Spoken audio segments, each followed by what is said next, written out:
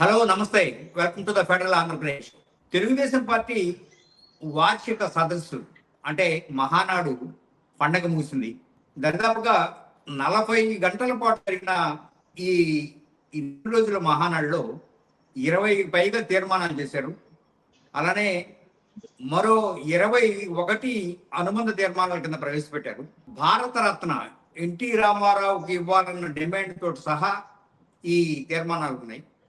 అయితే ఈ మహానాడు సహజంగా చేసే రాజకీయ ఆర్థిక తీర్మానాలు ఏమీ లేకపోవటం అనేది ఒక లోపంగా ఉందని చెప్తా ఉన్నారు. ఈ నేపథ్యంలో అసలు మహానాడు ఏం సాధించింది, మహానాడు ఈ 2 రోజుల దీనిలో ఏం చర్చించింది, దీని అవుట్కమ్ ఏంటి, దీని భవిష్యత్ రోడ్ మ్యాప్ ఏంటి అనేది చర్చించడం కోసం ఈవేళ నాతో పాటు స్టూడియోలో నా సహచరులు ఫణి గారు, అలానే విజయవాడ నుంచి జిపి వెంకటేశ్వర్ గారు, అలానే విజయ్ కుమార్ గారు నాతో పాటు ఈవేళ స్టూడియోలో చర్చలో పాల్గొంటున్నారు. ఈవేళ మనం ఈ మహానాడుని చర్చిస్తున్నామంటే దాని అర్థం మహానాడు రోడ్ మ్యాప్ ఏమిటి అనేది అన్ని మనం ప్రజలకు తెలియజేయడం అనేది ప్రధానమైన ఉద్దేశం. ఇది ఎవరిని విమర్శించడం కోసమో ఇంకోటి కాదు. ప్రధానంగా వాళ్ళు లేవనెత్తిన అంశాన్ని ఎంతవరకు సాధ్యం అనేది మాత్రమే ఇందులో చర్చిస్తున్నాం. జిపి వెంకటేశ్వర్ గారు, ఈ మహానాడు 2 రోజుల సదస్సు ఏమి సాధించిందని మీరు అనుకుంటున్నారు? క్షేత్రస్థాయిలో కూడా జనం ఏమనుకుంటున్నారు? సార్, ముందుగా ది ఫెడరల్ ప్రేక్షకులకు నమస్కారం, తోటి మిత్రులకు అభినందనలు. ఒక మంచి చర్చా కార్యక్రమాన్ని మీరు ప్రారంభించినందుకు అమర్ గారికి కూడా ధన్యవాదాలు చెప్తూ, ఇది వాస్తవంగా చాలా మంచి చర్చా కార్యక్రమం. అంటే ఏ సందర్భంలో ఇది పెట్టుకున్నారనే దానికి వాళ్ళు పెట్టుకునే టైము ముందుగానే ఎన్టీ రామారావు జయంతి సందర్భంగా ఈ వర్ధంతి సందర్భంగా కార్యక్రమాన్ని పెట్టుకున్నారు, అంతవరకు ఓకే. కానీ ప్రతి సంవత్సరం జరిగే మహానాడుకు ఈ మహానాడుకు ఒక ప్రత్యేకమైనటువంటి తేడా ఉంది. ఆ తేడా ఏంటి? మనము పొదుపును పాటించాలి. కేంద్ర ప్రభుత్వము అంటే ప్రధానమంత్రి మోదీ గారు మనకు ఒక పిలుపునిచ్చారు. ఆ పిలుపు ప్రకారము మనం పొదుపును పాటించాలనే దాని మీద ఈ మహాసభలు ప్రధానంగా దాన్ని బేస్ చేసుకొని జరిగినాయి. అందువల్ల ఈ పెట్రోల్ డీజిల్ ఖర్చు తగ్గించాలని, అట్లాగనే అన్ని ప్రాంతాల నుంచి జనాన్ని సేకరించే కార్యక్రమం పక్కన పెట్టాలనే నిర్ణయం మేరకు ఈ మహాసభలు జరిగినాయి. అయితే ఈ మహాసభలలో ఏదైతే వర్చువల్ గా జరిగిందో అది సక్సెస్ అయిందని చెప్పచ్చు. వర్చువల్ గా అంటే మామూలుగా 1,00,000 మందినో 1,50,000 మందినో జనాలను సేకరించేసి వాడు ఒక రోజు మీటింగ్ పెట్టేసేసి గందరగోళం చేసి వెళ్ళిపోతారు. కానీ అందరి కార్యకర్తలకి స్క్రీన్లు అందుబాటులో ఉన్నాయి, లోకల్ నాయకులు అందుబాటులో ఉన్నారు, కూర్చున్నారు.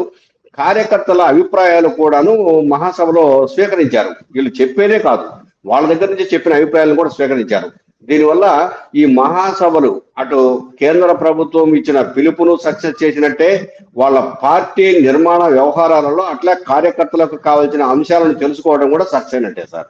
ఓకే, ఫణి గారు, ఈ మహానాడులో 20 తీర్మానాలను ఆమోదించే ఉంటారు కదా, అందులో అతి ముఖ్యమైన ఏమిటనేది మీరు అనుకుంటా ఉన్నారు? ఇప్పుడు 33% మహిళలకు ఇస్తాము అని చెప్తున్నారు వాళ్ళు. అంటే పార్లమెంటు చట్టంతో సంబంధం లేకుండా, రాజ్యాంగ సంబంధం లేకుండానే మేము చేసేస్తామని లోకేష్ ప్రకటించారు. అది మొదటి నుంచి కూడా కొంత వాళ్ళు మహిళలకు ఇస్తూనే ఉన్నారు, పార్టీ పరంగా ప్రాధాన్యత.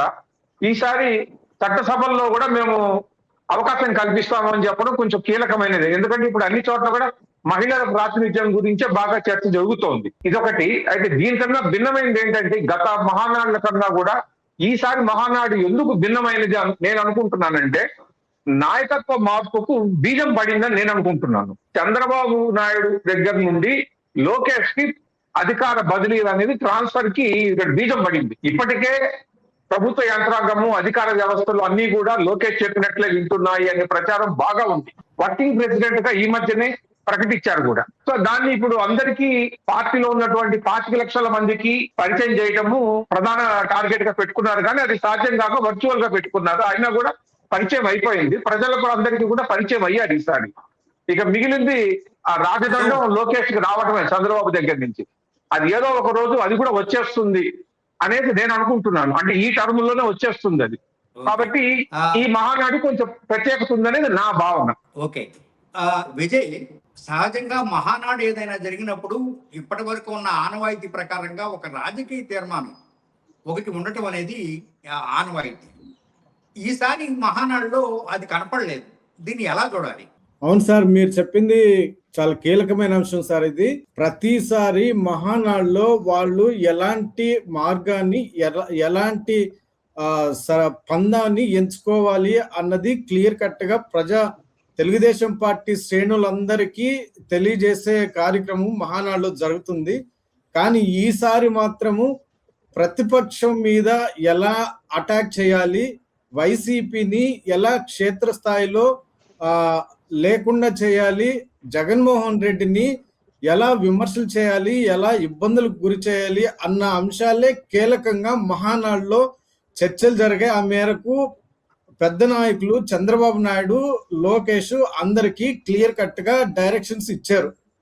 ఇది మొదటిసారి తెలుగుదేశం పార్టీ శ్రేణులు ఎలాంటి మార్గాన్ని పందాన్ని అవలంబించాలి, అనుసరించాలి అన్న దానికంటే ప్రతిపక్షం మీదే ఎక్కువ దృష్టి సారించి దానిని ఎట్లా నిలువరించాలి అన్న దాని మీద చర్చ జరగడము, డైరెక్షన్స్ ఇవ్వడము ఇది కీలకమైనటువంటి మహానాడులో జరిగింది సార్. ఫణి గారు, నేను ఇప్పుడు ఈ ప్రశ్న మిమ్మల్ని అడగాలనుకున్నా. 1996 నుంచి మీరు టీడీపీ పరిణామాలు చూస్తూనే వచ్చారు, దాని ఏర్పాటు దగ్గర నుంచి. ఇప్పటికీ ఎన్టీ రామారావు గారికి భారతరత్న ఇవ్వాలని, అంటే ఆయన చనిపోయిన ఏడాది తప్ప మిగతా 29 సార్లు 30 సార్లు తీర్మానం చేశారు. అయినా సరే అది ఒక అడుగు ముందుకు పోకపోవడానికి గల కారణాలు ఏమై ఉంటాయంటారు? ఇప్పుడు దీనికి సంబంధించి టీడీపీలోని అంతర్గతంగా ఒక చర్చ జరుగుతోంది, ఎప్పటి నుంచో జరుగుతోంది. ఇప్పుడు మామూలుగా ఉన్న వాళ్ళకి భారతరత్న ఇస్తే వాళ్ళే అందుకుంటారు. ఇప్పుడు ఎన్టీ రామారావు లేరు, మరణానంతరం భారతరత్న ఇవ్వాలని డిమాండ్ వినిపిస్తున్నాయి. మనకు టీడీపీకి సంబంధించిన ఒక మిత్రుడు చెప్పడం ఏంటంటే, ఒకవేళ ఎన్టీ రామారావుకు భారతరత్న ఇస్తే ఆయన భార్య అందుకోవాలి, భార్య తర్వాత కుటుంబ సభ్యులు ఎవరైనా కానీ. ఇప్పుడు వాళ్ళ కుటుంబ సభ్యులు ఆమోదించినా ఆమోదించకపోయినా లక్ష్మీ పార్వతి ఆయన భార్య. ఎందుకంటే ఆయన అందరి ముందు ప్రకటించారు పెళ్లి చేసుకుంటున్నానని, పెళ్లి చేసుకున్నారు. 1994 ఎన్నికల్లో ఆవిడని భార్యగానే రాష్ట్ర జనాలందరికీ పరిచయం చేశారు ఆవిడ. సో రేపు ఏదైనా టెక్నికల్ గా అంశం వచ్చినా కూడా భారతరత్న కానీ ఏదన్నా కానీ ఎన్టీఆర్ భార్యగా ఆవిడే ముందుకు వస్తాడు. సో అది వాళ్ళకి ఎవరికి ఇష్టం లేదు కాబట్టే ఏదో తూతు మంత్రంగానో ఒక ప్రకటన చేసి ఒక డిమాండ్ చేసి వదిలేస్తున్నారు అన్నది టీడీపీలోనే అంతర్గతంగా ఎప్పటి నుంచో ఉన్న చర్చ అండి ఇది. కాంగ్రెస్ హయాంలో పురంధేశ్వరి మంత్రిగా కూడా పనిచేశారు, అప్పుడే సాధించి ఉండొచ్చు ఆవిడ, కానీ అప్పుడు కూడా ఆవిడ కూడా సాధించలేదు. ఓకే, జీపీ గారు, సరే ఇది ఒక అంశం అయినప్పటికీ కూడా నిజంగానే ఎన్టీఆర్ కి భారతరత్న రావాలంటే ఇప్పుడున్న పరిస్థితుల్లో చంద్రబాబు నాయుడు తలుచుకుంటే రాదంటారా? ఖచ్చితంగా వస్తుంది సార్. ఎందుకంటే ఆయన పట్టుబట్టి ప్రధానమంత్రి దగ్గర కూర్చొని భారతరత్న ఇవ్వాల్సిందే అని చెప్పేసి పట్టుబడితే రాకుండా పోయే పరిస్థితి లేదు. ఇప్పుడున్న పరిస్థితులలో ఆంధ్రప్రదేశ్ లో వాళ్ళకు ఇప్పుడు బీజేపీ వాళ్ళు కొంచెం ఎదగడానికి అనుకూలమైన వాతావరణము, 8 మంది ఎమ్మెల్యేలు ఉన్నారు, 3 ఎంపీలు ఉన్నారు, ఇక్కడ మంత్రులు ఉన్నారు. వీళ్ళందరూ ఏం పని చేయాలన్నా ఎంతో కొంత చంద్రబాబు నాయుడు సహకారము ఆయన చెప్పిన మేరకే నడుచుకోవాలి. అలాంటి పరిస్థితులలో ఖచ్చితంగా ఈయన ప్రధానమంత్రి దగ్గర కూర్చొని మాకు ఇవ్వాల్సిందే అని అంటే వచ్చే అవకాశాలు అయితే ఉన్నాయి. కానీ ఫణి గారు చెప్పినట్టు నిజంగా ఇప్పటి వరకు నాకు కూడా తెలియదు అంతర్గతంగా జరుగుతున్న చర్చ. నిజంగా లక్ష్మీ భారతే అడ్డుపడుతుందేమో, ఎందుకు ఇదని చెప్పేసి తూతు మంత్రంగానే చేసి ఉండొచ్చేమో. విజయ్ గారు, 2024 అనుకుంటా పివి నరసింహరావు గారికి ఇచ్చారు. ఆ తర్వాత ఎక్కడో అస్సాంలో ఉన్న భూపేన్ హజారి గారికి కూడా ఇచ్చారు భారతరత్న. కానీ ఈ దేశంలో సుమారు 50% మంది జనాభాకి తెలిసిన ఎన్టీ రామారావు గారికి భారతరత్న రాకపోవడానికి గల బలమైన కారణాలు మీరేమనుకుంటా ఉన్నారు? నిన్న మహానాడు చూస్తుంటారు కనుక క్షేత్రస్థాయిలో ఏమనుకున్నారు? క్షేత్రస్థాయిలో ఎన్టీఆర్ కి భారతరత్న ఇవ్వకపోవడము లేకపోతే తీసుకొని రాకపోవడము మొత్తం కారణం, మొత్తం వేళ్ళన్నీ చంద్రబాబు నాయుడు వైపే చూపిస్తున్నాయి సార్. ఇదైతే అటు తెలుగుదేశం పార్టీ కార్యకర్తల్లో ఉంది, ఇటు స్థానికంగా ఉన్నటువంటి ప్రజల్లో కూడా, తెలుగుదేశం పార్టీ అభిమానుల్లో కూడా ఈ చర్చ ఉంది. ఎందుకంటే 4 దఫాలుగా లేకపోతే చంద్రబాబు నాయుడు ఎందుకు తీర్మానం చేపిస్తున్నట్టు? అదే తీర్మానాలు చేసి క్యాడర్లో గాని ప్రజల్లో గాని ఆ అంశాన్ని బలంగా వినిపించేటట్టు చేయడము, ఆ తర్వాత దాన్ని పట్టించుకోకపోవడం, గాలికి వదిలేయడము, కేంద్రానికి ఢిల్లీకి అన్ని సార్లు వెళ్ళినప్పుడు కూడా దాని గురించి ప్రస్తావన చేయకపోవడము, ప్రస్తావన చేసినట్టు అక్కడ ఢిల్లీ నుంచి మీడియాతో గాని మాట్లాడకపోవడము, ఇది 4వసారి ఎన్డీఏ ప్రభుత్వం కేంద్రంలో అధికారంలో ఉన్నప్పుడు టీడీపీ కీలకంగా వ్యవహరించింది. అప్పుడు వాజ్పేయి సమయం నుంచిగా తీసుకుంటే ఇప్పుడు మోడీ సమయం వరకు చాలా కీలకంగా వ్యవహరిస్తున్నటువంటి టీడీపీ చంద్రబాబు నాయుడు మరి ఇంత చారిత్రక ఇంత నేపథ్యం ఉన్నప్పుడు, అంత సన్నిహిత సంబంధాలు ఉన్నప్పుడు ఎందుకు దీని గురించి ప్రస్తావించట్లేదు, మాట్లాడడం లేదు అన్న చర్చ కూడా ఉంది. ఇప్పుడు లోకేష్ కూడా ప్రధానితో స్వయంగా అమిత్ షాతో కేంద్ర ప్రభుత్వ పెద్దలతో బాగా సన్నిహితంగా ఉన్నారు, క్లోజ్ గా ఉంటున్నారు. మరి ఎందుకు ఈ 23 నెలల కాలంలో ఈ భారత రత్న అన్న అంశాన్ని తెరపైకి తీసుకురాలేదు, చర్చించలేదు అన్న అంశం కూడా చర్చగా ఉంది సార్. కావాలంటే ఇక్కడ మహానాడులో దీని మీద తీర్మానం చేయడము, ఆ తర్వాత గాలికి వదిలేయడము. ఇక్కడ ఇంకొక కీలకమైన అంశం ఏంటంటే బాలకృష్ణకి, అదే నందమూరి తారక రామ కుమారుడైనటువంటి బాలకృష్ణకి పద్మ విభూషణ్ లాస్ట్ ఇయర్ వచ్చింది. మరి దాంట్లో చంద్రబాబు నాయుడు ఆ ప్రభుత్వం కూడా కీలకంగా వ్యవహరించింది అన్న చర్చ ఉంది. మరి నందమూరి బాలకృష్ణకి పద్మ విభూషణ్ వచ్చిన సందర్భంగా ఎన్టీఆర్ కి భారత రత్న తీసుకురావడం పెద్ద కష్టమేం కాదు. మరి ఎందుకు చంద్రబాబు వెనకడుగేస్తున్నారు? ఈ 2 అంశాలను కూడా పోలుస్తూ ఒక చర్చ జరుగుతుంది క్షేత్రస్థాయిలో. ఓకే ఫణి గారు, ఇందాక మీరు ఒక పాయింట్ రైజ్ చేశారు. దానికి నేనేం చెప్తున్నానంటే, గతంలో ఎన్టీ రామారావు శత జయంతి సందర్భంగా ఒక పోస్టల్ స్టాంప్ విడుదల చేశారు నరేంద్ర మోడీ. మరి ఆ సందర్భంలో రాని ఆ సమస్య ఇప్పుడు ఈ అవార్డు అంటే ఎవరు అందుకోవాలి అనుకునే సమయంలో ఎందుకు వస్తుంది అనుకున్నారు? ఇప్పుడు ఎందుకంటే ఆయన కుమార్తె ఉంది, ఆయన కొడుకు రాజకీయాల్లో ఉన్నాడు, ఆయన అల్లుడు ఉన్నారు, ఇంతమంది ఉన్నప్పుడు ఆ వేళ రాని సమస్య ఈవేళ ఎందుకు వస్తుందని మీరు అనుకుంటున్నారు? ఇప్పుడు శత జయంతి ఉత్సవాలప్పుడు పోస్టర్ అనేది అది పార్టీకి సంబంధించింది, వాళ్ళ కుటుంబానికి సంబంధించింది. అది భారతరత్న అనేది ఒక కుటుంబానికి సంబంధించింది కాదు, కేంద్ర ప్రభుత్వానికి సంబంధించింది, దేశం మొత్తానికి సంబంధించింది. ప్రభుత్వానికి సంబంధించి అన్నప్పుడు ఒక ప్రోటోకాల్ ఉంటుంది. పార్టీ అనేది వాళ్ళ ఇష్టం, వాళ్ళు ఏమనుకుంటే అదే జరుగుతుంది కుటుంబంలో కూడా. కానీ కేంద్ర ప్రభుత్వం అంటే ఒక ప్రోటోకాల్, ఒక రూల్ రెగ్యులేషన్ అన్ని ఉంటాయి కదండి. కాబట్టి వాళ్ళకి ఆవిడ అందుకోవడం ఎన్టీ రామారావు తరఫున కుటుంబ సభ్యులు ఎవరికి చంద్రబాబు నాయుడు గారితో కలిపి ఇష్టం లేదు అనేటువంటి చర్చ ఎప్పటి నుంచో జరుగుతోంది పార్టీలో. అందుకే వాళ్ళు అట్లా ప్రకటిస్తున్నారు, వదిలేస్తున్నారు అంటే పట్టించుకోకుండా. అంటే చంద్రబాబు నాయుడు గారు తలుచుకుంటే అదేమన్నా ఒక పెద్ద ఇష్యూ అవుతుందంటారా? కాదు కదా, ఫ్యామిలీ వాళ్ళు తలుచుకుంటే ఏముంది, పెద్ద రూల్ రెగ్యులేషన్ ఏమి ఉండవు వాళ్ళకి. వాళ్ళు ఏమనుకుంటే అది చేయగలుగుతారు. కానీ మరి ఎందుకో మరి అట్లా రావడం ఆయన కూడా ఇష్టం లేదేమో. లేకపోతే 20 ఏళ్ళుగా డిమాండ్ చేస్తూ మనం గమనించాల్సింది ఏంటంటే, ప్రతిపక్షంలో ఉన్న ప్రతిసారి డిమాండ్ చేస్తారు, అధికారంలో ఉన్నప్పుడు ఎప్పుడు మాట్లాడరు దాని గురించి. మొదటిసారి ఇప్పుడు డిమాండ్ చేస్తున్నారు మహానాడు సందర్భంగా ఆయన తీర్మానం చేసి. చాలా సార్లు అధికారంలో ఉన్నప్పుడు పట్టించుకోలేదు ఎప్పుడు ఎన్టీఆర్ కు భారతరత్న అనే విషయాన్ని. రాజకీయ తీర్మానం చేయలేదు అనేది అన్నారు కదా ఇందాక మీరు. దానికి నేను అనుకోవడం ఏంటంటే, ఇప్పుడు ఇది టీడీపీ కాదు, ఎన్డీఏలో ఒక భాగస్వామ్య పార్టీ. ఎన్డీఏ వాళ్ళ లైనే టీడీపీ కూడా ఫాలో అవ్వాలి. ముఖ్యంగా ఎన్డీఏ అంటే బీజేపీనే ఇక్కడ. సో బీజేపీ రాజకీయ లైన్ ఏదైతే ఉంటుందో ఇక అన్ని పార్టీలు భాగస్వామ్య పార్టీలు ఫాలో అవ్వాల్సిందే.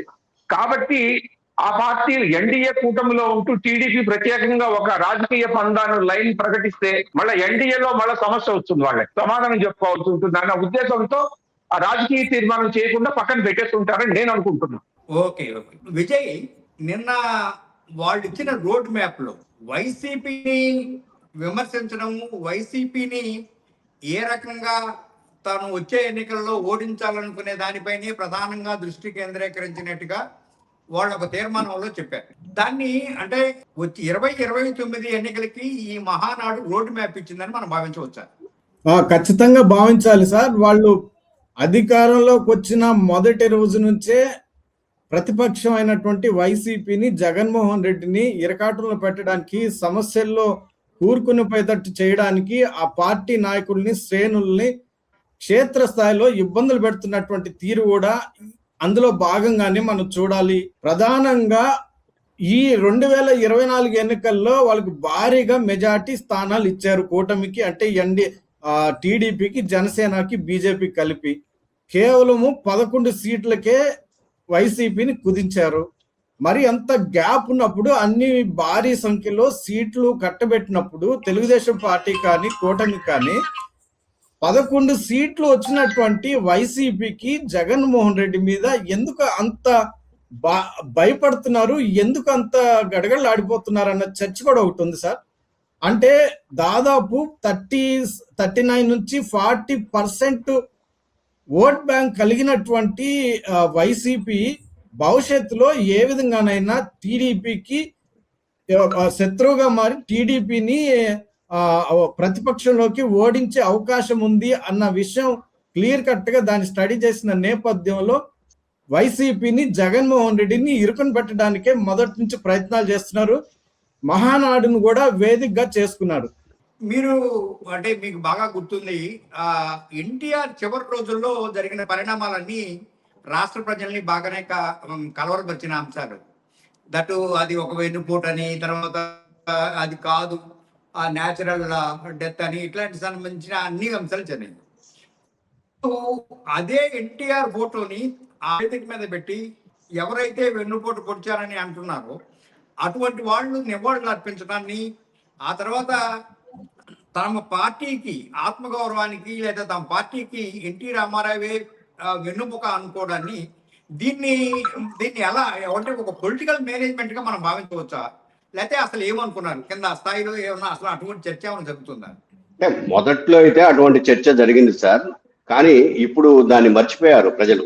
ఇప్పుడు ఏంటంటే ఇక అన్ని తెలుగుదేశం పార్టీలో చంద్రబాబు నాయుడు, ఆ తర్వాత ఇప్పుడు ఆయన కుమారుడు, వీళ్ళిద్దరే చూసుకుంటున్నారు. కాబట్టి ఇక మిగిలిన ఎన్టీఆర్ కుటుంబం నుంచి అటు బాలకృష్ణ కానీ మిగిలిన వాళ్ళు కానీ ఎవరు కూడాను పార్టీ వైపు వచ్చే పరిస్థితులే కనపట్లేదు.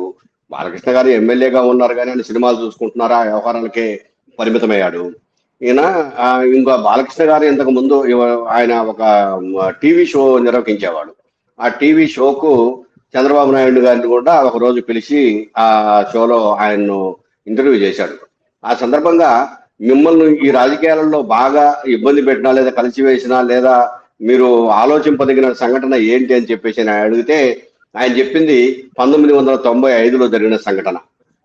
ఎన్టీ రామారావు గారిని ముఖ్యమంత్రిగా దించేసి నేను ముఖ్యమంత్రిగా పదవిని చేపట్టడానికి కారణమైనటువంటి సంఘటన నన్ను బాగా ప్రభావితం చేసింది.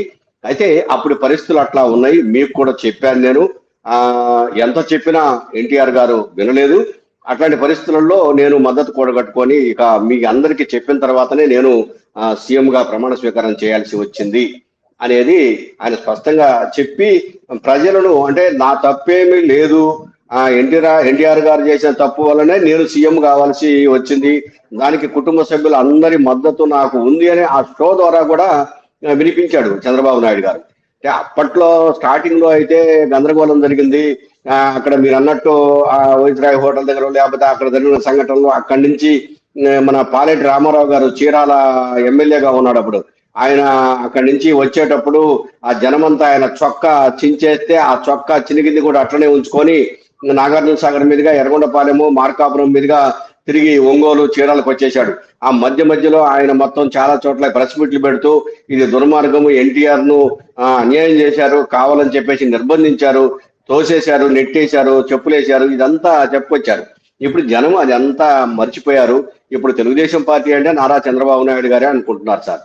ఓకే, ఫణి గారు, నేను మళ్ళా అగైన్ భారతరత్న దగ్గరికే వస్తున్నాను. ఎన్టీ రామారావుకి భారతరత్న ప్రకటించినట్లయితే ఆ క్రెడిట్ చంద్రబాబు నాయుడుకి ఎక్కడొస్తుందని ఆ రాష్ట్రంలో ఉన్న ప్రతిపక్ష పార్టీలు కానీ లేదా ఆయనంటే గిట్టని పార్టీలు కానీ ఏమైనా తెర వెనుక రాజకీయం చేసే అవకాశం ఉందా? ఇప్పుడు మోడీని ప్రభావితం చేయగలిగిన స్థాయిలో ఎవరూ లేరండి, ప్రాంతీయ పార్టీల వాళ్ళు కానీ ఇంకా ఇతర నాయకులు కానీ. అంతకుముందు కాంగ్రెస్ ప్రభుత్వంలో ఉన్నప్పుడు కూడా మరి పురంధేశ్వర్ మంత్రిగా ఉన్నప్పుడు మరి ఎందుకు చేయించుకోలేకపోయారు? ఆవిడ చేత కేంద్ర మంత్రిగా కూడా పనిచేశారు కదా చాలా 2014 సమయంలో. మరి ఎందుకు చేయించుకోలేకపోయారు? ఇప్పుడు ప్రాంతీయ పార్టీలు అడ్డుపడగలిగినంత శక్తి ఉన్న నేతలు ఎవరున్నారు అసలు? చంద్రబాబు నాయుడు గారు అనుకుంటే, మోడీ తలుచుకుంటే ఎంతసేపు ఒక నిమిషంలో పనేది ప్రకటన అన్నది. చంద్రబాబు నాయుడు గారికి అడ్డుపడే అవకాశం ఉందా? మరి మోడీని ప్రభావితం చేయగలిగినంత శక్తి ఉందని నేను అనుకోవటం లేదు, ఏ లీడర్ కూడా ఉందని. అదేదో అంతర్గతంగా వాళ్ళ కుటుంబ వ్యవహారాల్లోనే వాళ్ళు మాట్లాడుకున్నారు, పైకి మాత్రం మీడియా కోసం ప్రకటనలు చేస్తున్నారు, లోపల అయితే ఏ పని చేయటం లేదనేది నేను అనుకుంటున్నాను. విజయ్, ఆ, చాలా జనాంతికమైన ప్రశ్న. నిన్న మహానాడు తీరు జరిగిన తర్వాత ఒకప్పుడు ఎప్పుడో అనేవాళ్ళు ఆ ఇండియా అంటే ఇందిరా అని, ఆ తర్వాత మోదీ భారతం అన్నట్టుగా నిన్న ఒక బాల భజన ఒకటి మహానాడంతా కనిపించింది. దాది నారా లోకేష్ కుమారుడు దేవాంశుకి సంబంధించింది. ఆయన చాలా అందగాడని, ఆ తర్వాత ఆ పిల్లవాడు కాబోయే ముఖ్యమంత్రి అన్న లెవెల్లో మాట్లాడుతూ వచ్చారు. దీన్ని అసలు అంటే ఇటువంటి వ్యవహారాలని మహానాడు సందర్భంలో అక్కడ ఎవరైనా పట్టించుకున్నారా, లేకపోతే అసలు వాటి గురించి మీ దృష్టికి వచ్చిన అంశాలు ఏమున్నాయి? సార్, అది పైనుంచి ఆర్డర్, అంటే అట్లాంటి ప్రోగ్రామ్స్ ని అడ్డుకునే స్థాయి కానీ, అధికారం కానీ, ధైర్యం కానీ, అంత సాహసం కానీ ఎవరు చేస్తారు? అది నేరుగా రారాజు, అంటే ఇప్పుడు ప్రస్తుతానికి రాజు చంద్రబాబు అయితే ఆయన తర్వాత వచ్చే రాజు నారా లోకేష్, ఆయన తర్వాత వచ్చే రారాజు దేవాంశ్. ఇది ఆ క్యాడర్కి, ఆ శ్రేణులకి అందరికి తెలిసిన విషయం. సో అందువల్ల దాన్ని నిలువరించే ప్రయత్నం కానీ, దానికి అడ్డు చెప్పే ప్రయత్నం కానీ ఏం చేసే ధైర్యం లేదు. ఇంకొకటి, చంద్రబాబు నాయుడిని పొగిడించుకోవడము, తర్వాత లోకేష్ ని పొగిడించుకోవడము, ఇవన్నీ ఇప్పుడు జరుగుతూ ఉన్నాయి. గత 14-19 కాలంలో చంద్రబాబు నాయుడిని పొగిడినటువంటి పాట, పొగుడుతూ పాడినటువంటి పాట వైసీపీ హయాంలో డైరెక్ట్ గా అది అసెంబ్లీలోనే ప్రదర్శించారు. రాష్ట్ర ప్రజలందరూ చూసే విధంగా అది ఏర్పాటు చేశారు. పోలవరానికి సంబంధించినటువంటి అంశం. ఆ తర్వాత నారా లోకేష్ హవా ఇప్పుడు నడుస్తున్న నేపథ్యంలో ఆయనని పొగుడుతున్నారు, ఆ భజన చేస్తున్నారు అన్న చర్చ ఉంది. ఇంకా భవిష్యత్తులో రాబోయే ఆ దేవాంశం దృష్టిలో పెట్టుకొని ఇలాంటి కార్యక్రమం చేశారు.